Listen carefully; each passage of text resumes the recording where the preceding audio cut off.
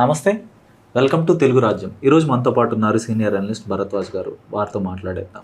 Sir నమస్తే. నమస్తే అండి. సార్, మన రాజ్యాంగం మనకి ప్రతి పౌరుడికి కూడా ప్రాథమిక హక్కుగా వాక్ స్వాతంత్రం అనే ఒక హక్కుని కల్పించింది ఆర్టికల్ 19 ద్వారా. సో ప్రస్తుతం ప్రభుత్వాలు సోషల్ మీడియా ద్వారా కానీ లేదంటే మరొక రకంగా ప్రభుత్వాలను ప్రశ్నిస్తే అది ఏ రకంగా ప్రశ్నించినా కూడా వాళ్ళు తీసుకెళ్ళి అరెస్ట్ చేసే పరిస్థితులు అయితే ఎక్కువ ఉన్నాయి ఇప్పుడు దేశవ్యాప్తంగా కూడా. పర్టికులర్గా ఆంధ్రప్రదేశ్లో 1700 కేసులు ఉన్నాయంట సోషల్ మీడియా యాక్టివిస్టుల మీద. దేశంలోనే హైయెస్ట్ ఇది. సో ఇప్పుడు నిన్న కూడా ఒక నిన్న క్యాబినెట్ సమావేశంలో మంత్రులతో చర్చిస్తూ దీనికి టాస్క్ ఫోర్స్ ఏర్పాటు చేయాలి, దీన్ని మరింత స్క్రూటినైజ్ చేయాలి, సోషల్ మీడియాని జల్లెడ పట్టి మనకు వ్యతిరేకంగా ఉన్న వాయిసెస్ని మనం అరెస్ట్ చేయాలని ఒక దిశానిర్దేశం చేశారని. సో ఏమంటారు? చాలా ఓపెన్గా టాస్క్ ఫోర్స్ పెట్టడం ద్వారా అంటే వాళ్ళు బయటికి చెప్పడానికి మాత్రం సోషల్ మీడియాలో విలువల పరిరక్షణ అని చెప్తారు, కానీ వాళ్ళు ఆ టాస్క్ ఫోర్స్ నియమించడం ద్వారా టార్గెట్ చేసేది ప్రభుత్వ వ్యతిరేక భావజాలాన్ని వ్యాప్తి చేస్తున్న వాళ్ళ కట్టడి. ప్రభుత్వంలో పదవులు అంటే ప్రభుత్వంలో కీలక బాధ్యతల్లో ఉన్న వాళ్ళ మీద ఎవరైనా విమర్శలు చేస్తే వాటిని వ్యక్తిగత విమర్శలుగా తీసుకుని కేసులు నమోదు చేయుట అనేటువంటి కార్యక్రమము ప్రభుత్వానికి అగౌరవం తీసుకురావడానికి, అంటే ప్రభుత్వ ప్రతిష్టని భంగపరచటం కోసం మాట్లాడుతున్నారు ఇంటెన్షనల్గా అనేది ఒకటి. రెండోది, ప్రభుత్వానికి వ్యతిరేకంగానో లేకపోతే ప్రభుత్వంలో ఉన్న పెద్దలకు వ్యతిరేకంగానో ఎందుకు మాట్లాడతారు అని వీళ్ళే ఒక సెల్ఫ్ అజంప్షన్లోకి వెళ్ళిపోతున్నారు. వెళ్ళిపోయి వీళ్ళకి ప్రభుత్వాన్ని విమర్శించాల్సిన అవసరం ఎందుకుంది? ప్రభుత్వం వల్ల నేనే సఫర్ అవుతానండి, నేనే విమర్శిస్తాను. కానీ వీళ్ళు ఎలా రాస్తారంటే, ఎలా అంటగడతారంటే దాన్ని ఇతనికి వైసీపీ డబ్బులు ఇవ్వటం వల్ల ఇలా మాట్లాడుతున్నాడేమో అని ఒక సిద్ధాంతం. ఇలాంటి ఈ వ్యవహారాలు ఇలా నడపటం కోసం ఒక విడిగా ఒక యంత్రాంగం ఉండాలని ప్రభుత్వం భావిస్తోంది. కానీ సోషల్ మీడియా కట్టడి అనేది వీళ్ళ వల్ల కాదు. సోషల్ మీడియాని కంట్రోల్ చేయటం, సోషల్ మీడియా అనేది ఒక ప్రత్యేకమైన సందర్భం కోసం, ఒక ప్రత్యేక ప్రయోజనం కోసం ఏర్పాటు చేయబడింది. దాని జోలికి వెడితే వీళ్ళందరికీ చాలా ఇబ్బందులు ఎదురవుతాయి. ఏ రకంగా అంటారు? అది వీళ్ళు కూడా వాడుకుంటున్నారు. తెలుగుదేశం పార్టీ చంద్రబాబు నాయుడు గారు విస్పరింగ్ క్యాంపెయిన్ అనేది చేస్తాడు. ఆయన మొదటి నుంచి ఆయన లక్షణం అదే. ఎన్టీ రామారావు మీద ఒక చెడు ప్రచారం చేయించడం ద్వారా ఒక సెక్షన్ని ఆయనకు దూరం చేయటం. అంటే లక్ష్మీ పార్వతి గారి కంట్రోల్లోకి వెళ్ళిపోయాడు, ఇక మొత్తం ఆవిడే చూస్తుంది, ఆవిడే నడిపిస్తుంది, కిచెన్ క్యాబినెట్ అయిపోయింది, ఇంకెవరి మాట వినడాయన మన మొత్తాన్ని దూరం పెట్టేస్తాడు, మన జీవితాలన్నీ అంధకారంలో మునిగిపోబోతున్నాయి, కుటుంబం నాశనం అయిపోతుంది, మొత్తం ప్రాపర్టీస్ అన్నీ ఆవిడకి వెళ్ళిపోతున్నాయి. ఇలా ప్రచారం చేసి చేసి చేసి చేసి చేసి ఆయన్ని పక్కకి తప్పించడంలో ఆయన ఒక రంగాన్ని సిద్ధం చేసుకుంటాడు ప్రచారం ద్వారా. ఎవరి మీద అయినా అదే ప్రోగ్రాం. విస్పరింగ్ క్యాంపెయిన్ అనేది ఆయనకి మొదటి నుంచి ఉన్నటువంటి ఒక లక్షణం. ఆ లక్షణం సోషల్ మీడియా వచ్చాక ఆయనకి ఇది అంది వచ్చిన చెయ్యిలా కనిపించింది. సోషల్ మీడియాలో తెలుగుదేశం పార్టీకి ట్రోల్ గ్యాంగ్స్ లేవా? ఉన్నాయి కదా. ఆ ట్రోల్ గ్యాంగ్స్ పేమెంట్లు వెళ్తున్నాయి కదా. వాళ్ళు కూడా గొడ్డలి పార్టీ అని ఎందుకు మాట్లాడుతున్నారు? వైసీపీ అనే పేరు వాడకుండా గొడ్డలి పార్టీ అని మాట్లాడుతున్నటువంటి మీడియా ఛానల్స్కి, సంస్థలకి డబ్బులు వెళ్తున్నాయా లేదా అక్కడి నుంచి? ఈ సందర్భంగా నేను ఒక విషయాన్ని సోషల్ మీడియా అనేది ఎందుకుందో ముందు తెలుసుకోండి. సోషల్ మీడియా అనేది ప్రధానంగా వీళ్ళు ప్రచారం చేసుకోవటానికి, వీళ్ళు విస్పరింగ్ క్యాంపెయిన్, వీళ్ళు అవతలని టార్గెట్ చేయటం. రాహుల్ గాంధీని పప్పు అనటానికి కోట్లాది రూపాయలు వెచ్చించారు. అలాగే లోకేష్ని పప్పు అని ఒక జనంలోకి తీసుకెళ్ళటం కోసం కూడా కోట్ల రూపాయలు ఖర్చు జరిగింది. అలా ఏదైనా జరుగుతుంది. ప్రతి పార్టీకి ట్రోల్ గ్యాంగ్స్ ఉన్నాయి. వైసీపీకి ఉన్నాయి, తెలుగుదేశానికి ఉన్నాయి, భారతీయ జనతా పార్టీకి ఉన్నాయి.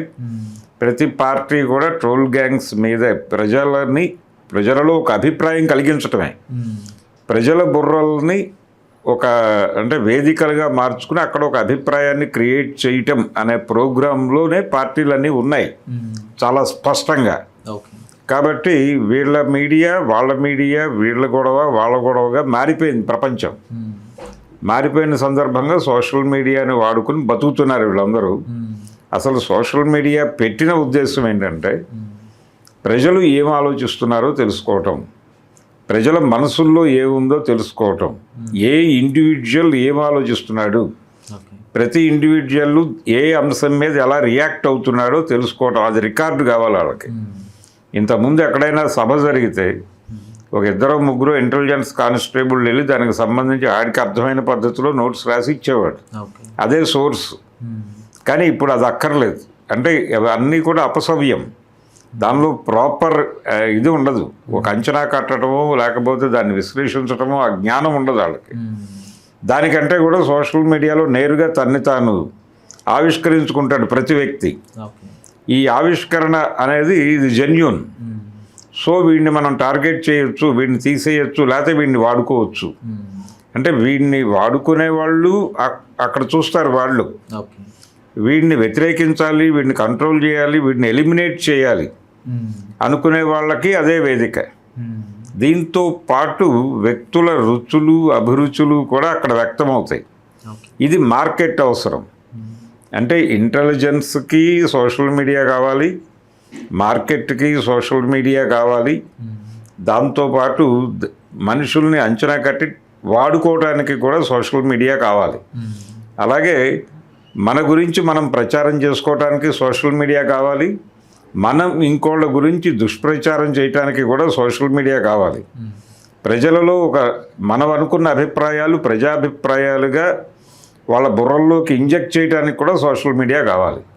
ఇన్ని ప్రయోజనాలు ఉన్నాయి కాబట్టి సోషల్ మీడియా ఉంది, దాన్ని వాడుకుంటాడు చంద్రబాబు కూడా. ఆయనకి అంది వచ్చిన చెయ్యి అన్నది అందుకే. సో ఆయన ఇప్పుడు నిన్న మాట్లాడుతూ ఏమంటాడు, ఆయన టాస్క్ ఫోర్స్ అంటాడు. ఈ టాస్క్ ఫోర్స్ అనేది సోషల్ మీడియా మీద నియంత్రణ చేయదు. అది కేవలం తెలుగుదేశం పార్టీ నాయకుల మీద, లేకపోతే జనసేన నాయకుల వారి మీద, లేకపోతే భారతీయ జనతా పార్టీ కేంద్ర నాయకత్వం మీద, వీళ్ళ మీద ఎవరైనా వ్యతిరేక భావజాలాన్ని రాస్తే వాళ్ళని రూట్స్లోకి వెళ్ళి అసలు వాళ్ళు ఎవరు, వాళ్ళ గతమేమిటి, గతంలో వాళ్ళ రాజకీయ అభిప్రాయాలు ఏమిటి, ఇక్కడి నుంచి రూటెడ్గా ఒక ఫైల్ తయారు చేసి ఏ రేంజ్లో వాళ్ళని బుక్ చేయొచ్చో ఆ రేంజ్లో బుక్ చేయడానికి కావాల్సిన గ్రౌండ్ ప్రిపేర్ చేయటానికి ప్రత్యేక నిపుణులతో కూడినటువంటి టాస్క్ ఫోర్స్ పెడతాను అన్నాడు ఆయన. ఇది ఖచ్చితంగా అప్రజాస్వామికం. నువ్వు తొలగించగలిగితే, నీకు దమ్ముంటే టోటల్గా సోషల్ మీడియాని తీసేయి, గూగుల్ తీసేయి.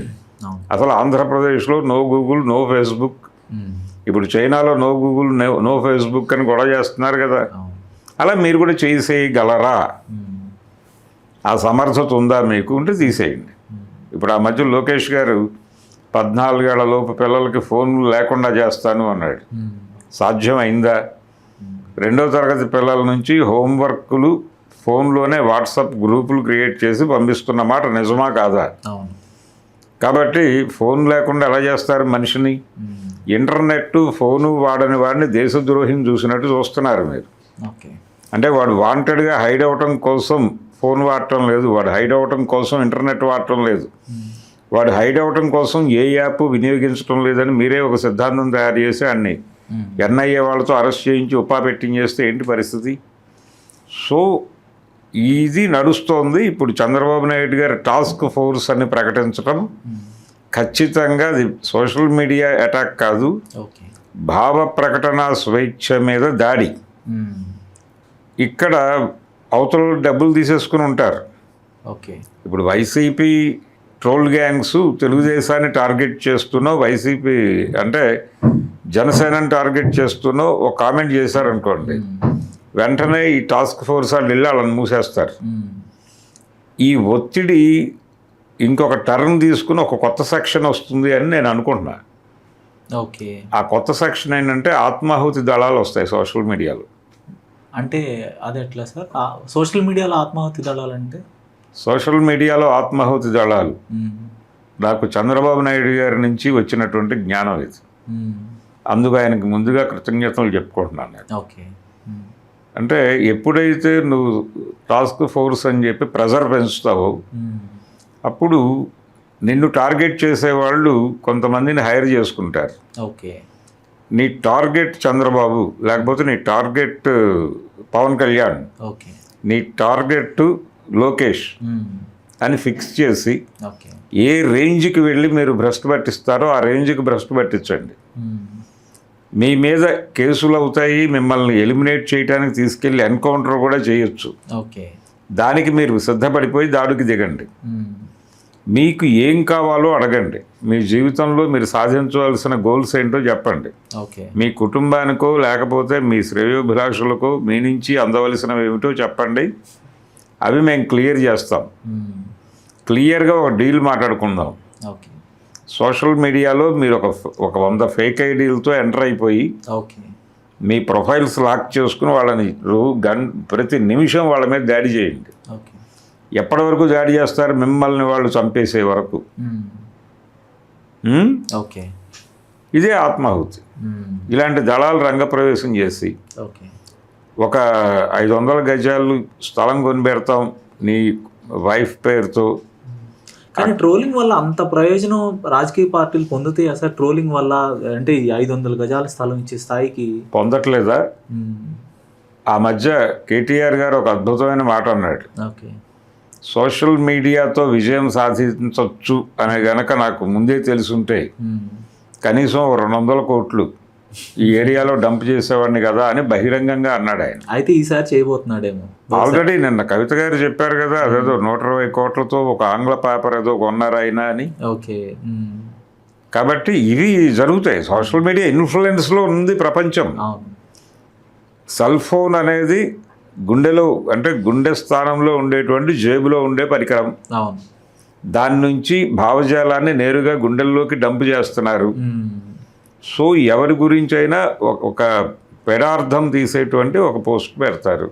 ఇప్పుడు సపోజ్ నన్నే భ్రష్టు పట్టించాలి అని అనుకున్నారు మీరు, ఇమ్మీడియట్గా నాకు పరిచయం ఉండి నేను రెగ్యులర్గా వాళ్ళతో కనిపించే ఒకళ్ళని మీరు కొనేస్తారు. కొనేసి వీడు నన్ను దారుణంగా వేధించాడు లేకపోతే సెక్షువల్గా హెరాస్ చేశాడు అని ఒక వీడియో చేసి సోషల్ మీడియాలో పెట్టేస్తే నా మీద రకరకాల వ్యతిరేకతలు ఉన్న వాళ్ళందరూ కనెక్ట్ చేసేసుకుని దాన్ని స్ప్రెడ్ చేసేస్తారు కదా. చూసారా వీడు పరమ దరిద్రుడని మేము చిన్నప్పటి నుంచి చెప్తున్నాం, ఒక్కడు వినలేదు, ఇప్పుడు అమ్మాయి చూడండి ఎలా ఏడుస్తోందో వీడి వలన అని ఇమ్మీడియట్గా కనెక్ట్ చేసేసుకుని అది స్ప్రెడ్ అయిపోతుంది కదా. అబ్బాయి ఇటువంటిది ఏమీ లేదండి అని చెప్పినా వినే పరిస్థితి ఉండదు అప్పుడు. ఎందుకంటే దాడి చేసేవాడి పర్పస్ ఒకటైతే, అంటే వీడియోస్ అందులో పడేసేవాడి పర్పస్ ఒకటైతే, దాన్ని కనెక్ట్ చేసుకునే వాళ్ళు వేరియస్ సెక్షన్స్ నుంచి వేరియస్ సెక్టార్స్ నుంచి ఉంటారు. సో దాని రేంజ్ చాలా వైడ్గా ఉంటుంది. ఈ వీడియో పెట్టినవాడు కూడా కంట్రోల్ చేయలేడు దాన్ని. సో అలా ఒక చోట మంట వెలిగిస్తే ఆ దావానాలో అడవి మొత్తాన్ని దహించినట్టు వాడిని దహించేస్తుంది. As simple as that. Social మీడియాకి ఆ పవర్ ఉంది కాబట్టి క్యాంపెయినింగ్ కూడా సోషల్ మీడియా క్యాంపెయినింగే జరుగుతోంది. సోషల్ మీడియా క్యాంపెయినింగ్ ఇప్పుడు నెట్వర్క్ ఉన్నవాడు మాత్రమే వాడు మాత్రమే ఆస్తిపరుడు. నాకు 500 గజాలు ఉన్నాయంటే కుదరదు. ఇప్పుడు 500 గజాలు లేకపోతే 500 ఎకరాలు నాకు భూములు ఉన్నాయండి అని చెప్పిన వాడి కన్నా కూడా నాకు 9 రాష్ట్రాల్లో నెట్వర్క్ ఉంది, నేను ఒక మాట చెప్తే 9 రాష్ట్రాల్లో ఆయా లాంగ్వేజెస్లోకి తర్జుమా అయి వెళ్ళిపోతుంది జనంలోకి. నేను మధ్యప్రదేశ్లో కూడా చంద్రబాబుకు వ్యతిరేకంగా ప్రచారం చేయగలను.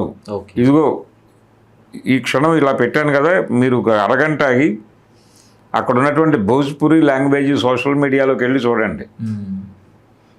అంటే నిజంగానే ఉందనుకోండి, వీడి మీద ఎంత రెస్పెక్ట్ పెరిగిపోతుంది జనాలకి. అయ్యా మీకు ఏం కావాలో చెప్పండి అయ్యా, ఈ ప్రచారం చేయాలి, మా తల నూనెని ఆ ప్రాంతాల్లో కూడా విస్తరింపజేయండి, దాంతోపాటు ఆ ప్రాంతంలో ఉన్న ఫలానా వాడి బామ్మరిది రాజకీయంగా ఎదగాలనుకుంటున్నాడు, ఆయన చంపేయటానికి స్కీమ్ రెడీ చేయండి, దీనికి ఒక 100 కోట్లు దానికి ఒక 100 కోట్లు అని డీల్ సెట్ చేసి అడ్వాన్స్లు ఇవ్వరా? ఇస్తారు. 500 ఎకరాలు ఉన్నోడు గొప్పోడా, 10 రాష్ట్రాల్లో నెట్వర్క్ ఉన్నోడు గొప్పోడా? వాడే గొప్పోడు కదా. అవును. సో నెట్వర్క్ మీద నడుస్తోంది ప్రపంచం, సోషల్ మీడియా మీద నడుస్తోంది. కాబట్టి ఏదైనా బ్రాండింగే, బ్రాండింగ్ పాలిటిక్స్, బ్రాండింగ్ మీద బతుకుతున్నాం మనందరం. సో ఈ బ్రాండింగ్కి సోషల్ మీడియా అనేది వెన్నుముక. అవును. కనుక చంద్రబాబు నాయుడు గారు సోషల్ మీడియాలో నైతికత అనేది చూడడం, చంద్రబాబుని, లోకేష్ని, పవన్ కళ్యాణ్ని, లేకపోతే పురంధేశ్వరి గారిని, లేకపోతే సోము వీర్రాజు గారిని, ఓకే. నరేంద్ర మోడీ గారిని, అమిత్ షా గారిని విమర్శించటమే దేశద్రోహము. ఓకే. దేశద్రోహం అనగా నిర్వచనం చాలా ఈజీ. ఇప్పుడు ఓకే. ఆంధ్రప్రదేశ్కు సంబంధించినంత వరకు దేశద్రోహానికి నిర్వచనం వీళ్ళ మీద కామెంట్ చేయటం, ఓకే. అది అక్కడ వరకు దేశద్రోహం. తెలంగాణకు వస్తే దేశద్రోహంలోకి ఇంకొన్ని పేర్లు యాడ్ అవుతాయి. ఓకే. ఓకే. కాబట్టి ఎవరి పద్ధతిలో వాళ్ళు, ఎవరి మార్కెటింగ్లో వాళ్ళు సోషల్ మీడియాలో యాక్టివ్గా ఉన్నారు. ఓకే. ఇక్కడ నా ప్రధానమైన ప్రశ్న ఏంటంటే, మరి కోర్టులు ఉన్నాయి కదా, కోర్టులు ఇప్పుడు ప్రభుత్వాన్ని ప్రశ్నించటమే నేరం అనుకున్నప్పుడు మరి భావ ప్రకటన స్వేచ్ఛ అనేది లేనట్టే. అంటే రాజ్యాంగం అక్కడ రాజ్యాంగానికి అమలు కావట్లేదు అన్నట్టే. రాజ్యాంగ విరుద్ధం, రాజ్యాంగ విరుద్ధం అది. ఇప్పుడు ఆ టాస్క్ ఫోర్స్ కానీ వాళ్ళు ఏర్పాటు చేయటం కానీ, వాళ్ళు మంత్రులు వచ్చి నేరుగా మేము ప్రభుత్వాన్ని ప్రశ్నిస్తే కేసులు పెడతామంటే రాజ్యాంగ విరుద్ధం. ఇప్పుడు కేసులు పెడతాము అన్నారండి. కేసులు పెట్టి కోర్టుకే కదా ఇచ్చేది, మేము కోర్టులో ప్రవేశపెడతాము, కోర్టు వారు స్వీకరిస్తారు, రిమాండ్ వేస్తారు, ట్రయల్ జరుగుతుంది. ట్రయల్లో మెరిట్స్, డిమెరిట్స్ ఆధారంగా జడ్జి గారు నిర్ణయం తీసుకుంటాడు. ఈ ప్రాసెస్ జరిగినంతకాలం మీరు జైల్లో ఉంటారు కదా. కానీ అసలు కోర్టులు అలాంటి కేసుల్ని ప్రభుత్వాన్ని ప్రశ్నించడం, ఇప్పుడు నాకేదో పథకం రాకపోతే, లేదంటే మెడికల్ కాలేజీలే ఉన్నాయి, మెడికల్ కాలేజీలు ప్రైవేటీకరణ చేయడానికి నేను వ్యతిరేకిస్తాను. సో అలాంటి వాటి మీద కూడా కేసు పెడితే కోర్టులు తీసుకుంటాయా సార్? తీసుకుంటే అది కూడా రాజ్యాంగ విరుద్ధమే కదా. ఇప్పుడు భావ ప్రకటన స్వేచ్ఛ అనేది లేనట్టే కదా ఇంకా దేశంలో. దీనికి ఒక మోటోని, ఇంటెన్షన్ని వాళ్ళు యాడ్ చేస్తారు.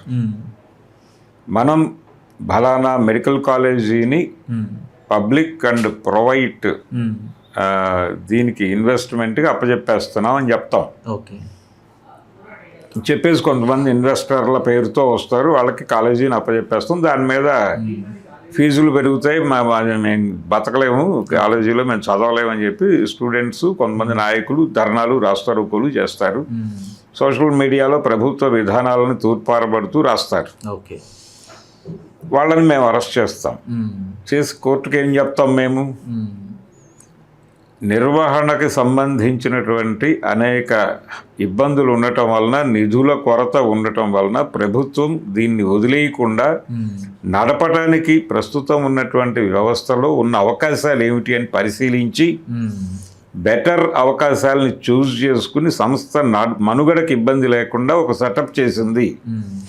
ఈ సెటప్ని బద్దలు కొట్టడం ద్వారా ప్రభుత్వాన్ని కార్నర్ చేయటం కోసం ప్రతిపక్షాల ప్రేరణతో వీళ్ళు ఈ ఉద్యమాలు చేస్తున్నారు, ఇది దేశద్రోహం అని మేము ఒక కాగితం పెడతాం. అక్కడ కోర్టు వారు కన్విన్స్ అవుతారు కదా. కోర్టు వారు కన్విన్స్ అవుతారా సార్? ముందు రిమాండ్ రాయడానికి వీక్ గా ఉంది కదా ఈ ఆర్గ్యుమెంట్. వీక్ ఎలా ఉంది?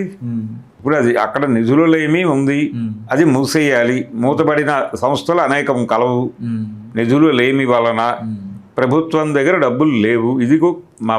ఇది మా ఖాతా పుస్తకం మీ దగ్గర పెడుతున్నాం, మా డే బుక్ లెడ్జరు మీ దగ్గర పెడుతున్నాం, దానిలో బ్యాలెన్స్ ఎంత బ్రాడ్ ఫార్వర్డ్ అంటారు అకౌంట్స్ భాషలో, బిఎఫ్ అంటారు. ఆ బిఎఫ్ ఎంత ఉందో చూడండి. నిజమే జీరో ఉంది అని చెప్తారు జడ్జి గారు. సో ఇలాంటి కండిషన్లో మేము 8 మెడికల్ కాలేజీలని నడపాలి, డబ్బులు లేవు. దానికి ఒక ఆల్టర్నేటివ్ మెథడ్ ఆలోచించాం. అది గనక తీసేస్తే ఉద్యోగులు దెబ్బతింటారు, విద్యార్థులు దెబ్బతింటారు. వీళ్ళెవరూ దెబ్బతినకుండా వీళ్ళ జీవితాలు సాఫీగా జరిగి కొన్ని వేల మంది డాక్టర్లు ఉత్పత్తి ఈ సమాజానికి సేవ చేయడం కోసం ఏం చెయ్యాలని పగలు రాత్రి కొన్ని సంవత్సరాల పాటు భోజనాలు మానేసి మేము కొన్ని యుగాలు తిండి తినకుండా కేవలం గాలి కూడా పీల్చుకోకుండా ఓకే. ఆలోచించి ఈ ప్రైవేట్ పార్ట్నర్షిప్ అనే దాన్ని తీసుకొచ్చాం ఓకే. అని ఏడుస్తారు అక్కడ కోర్టులో. అప్పుడు కన్విన్స్ కాడా జడ్జి, ఓకే. అంతే, there ends the matter. Okay. అలా తర్వాత దానిలో మెరిట్స్ డిమెరిట్స్ మీద ఒక విస్తృతమైన ట్రయల్ జరుగుతుంది. జరిగిన తర్వాత జడ్జి గారు ఏ స్టాండ్ తీసుకుంటారు, రాముడు పుట్టాడు ఇక్కడే అయోధ్యలోనే అని కోర్టు నుంచి మనం చెప్పించాంగా, లీగాలిటీ ఇచ్చాంగా ఆయనకి. ఓకే. అది సాధ్యం అవుతుందని ఎవరైనా అనుకున్నారా ఎప్పుడైనా? ఓకే. అయిందిగా. ఇప్పుడు రాముడికి లీగాలిటీ వస్తే దశావతారాలకి లీగాలిటీ వచ్చేసినట్టే కదా. ఆయన అన్నదమ్ములైన దేవుళ్ళకి, ఆయనతో ట్రావెల్ అయిన ప్రతి దేవుడికి లీగాలిటీ వచ్చేసినట్టేగా.